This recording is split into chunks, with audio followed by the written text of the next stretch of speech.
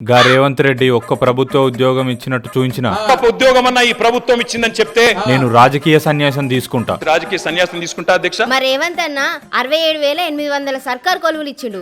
మరి ఇప్పుడు నువ్వు రాజకీయ సన్యాసం తీసుకుంటావా? నేనెందుకు చేస్తా? మరి మా బాపు తెలంగాణ ఇచ్చిన సోనియమ్మతో మా పార్టీని విలీనం చేస్తా అన్నాడు, చేసిండా? మా బాపుని అడగలేదు, నన్ను మాత్రం గిట్ల ఎందుకు అడుగుతున్నారు? గీ రేవంత్ రెడ్డి తెలంగాణలో ఒక్క ఇందిరమ్మ ఇల్లు కట్టినట్టు చూయించిన ఒక్క ఇందిరమ్మ ఇల్లు నువ్వు కట్టినట్టు చూపెడితే ఓయమ్మా నేను రాజకీయ సన్యాసం తీసుకుంటా. నేను శాశ్వతంగా రాజకీయ సన్యాసం తీసుకుంటా.